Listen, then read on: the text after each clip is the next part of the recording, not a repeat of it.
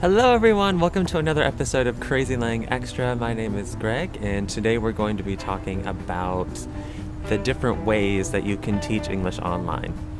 If you haven't seen my previous video talking about whether or not it's worth it, please check that out first. But if you've decided that this is the thing that you want to do, we're going to go through the options that you have.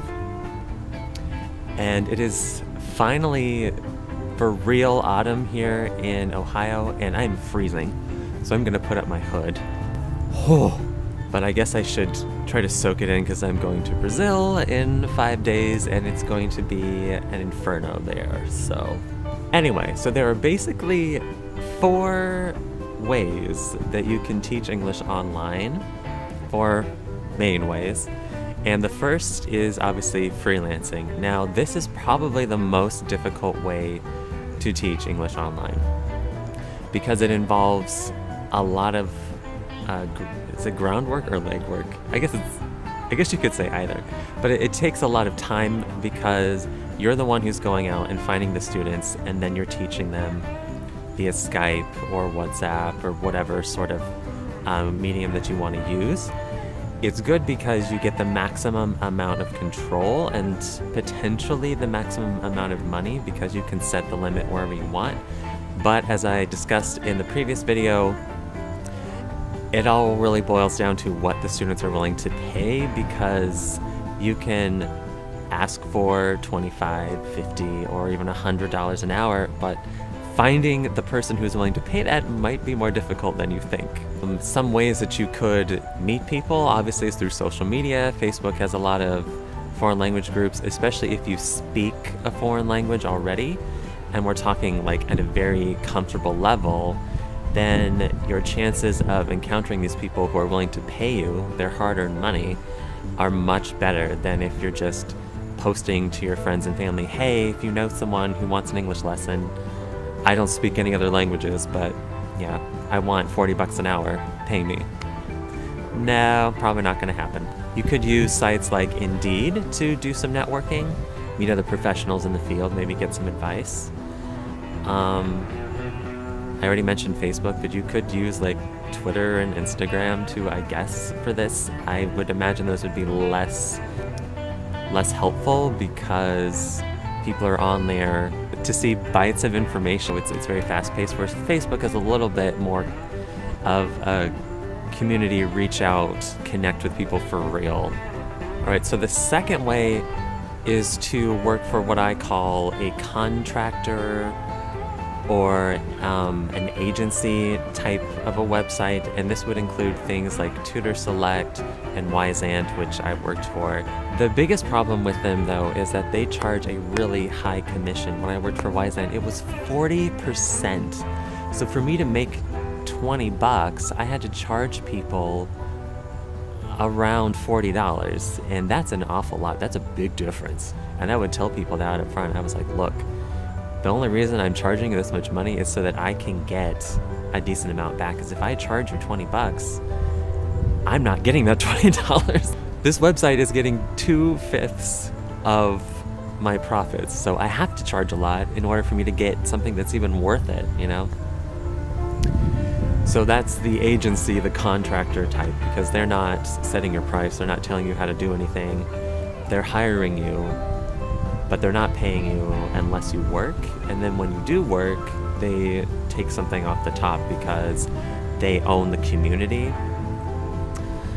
and they extract a fee from those transactions. They call it like, we charge this percentage of transactions, which is something that our third way of getting students charges, and that is through a community-based third-party website like italki. Now, italki isn't specifically for teachers and students to get together. That is a function of the website, but the main goal is for language learners to come together and help each other out. So I've always compared it to the Facebook of language learning. So you can work for them, but it's not required, and that's probably not the main focus of the website, in my opinion.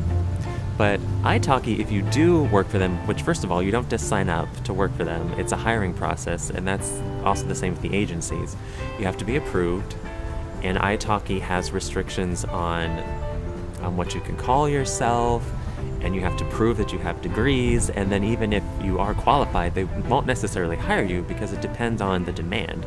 If they don't have enough students looking for English teachers, they'll deny you, and that happened to me before because I applied to work for them, and they're like, sorry, we don't have any more English teacher positions open.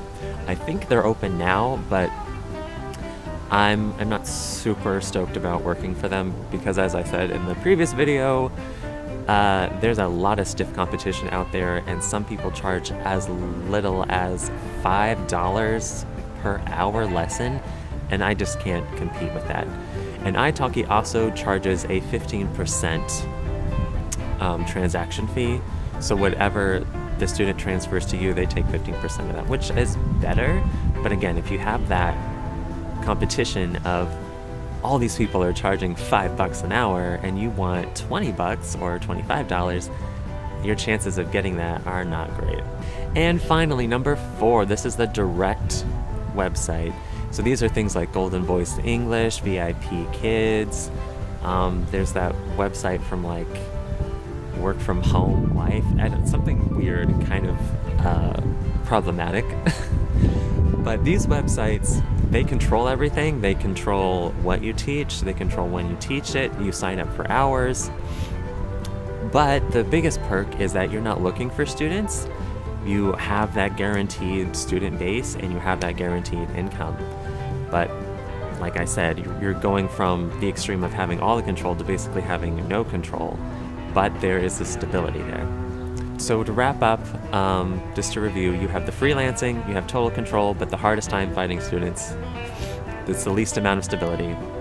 And then we have the agencies that charge high fees.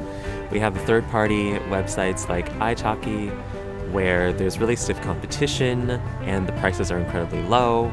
So even though you have the flexibility of the freelancer, you don't have the opportunity to earn very much money from these websites. And they do charge a fee, just like the agencies charge fees, but they're usually much more for the agencies. Then finally, you have the direct companies where you get the most pay and you don't have to worry about finding students, so it's the most stable, but that environment is the most controlled. So I guess the moral of the story is you just gotta pick your poison.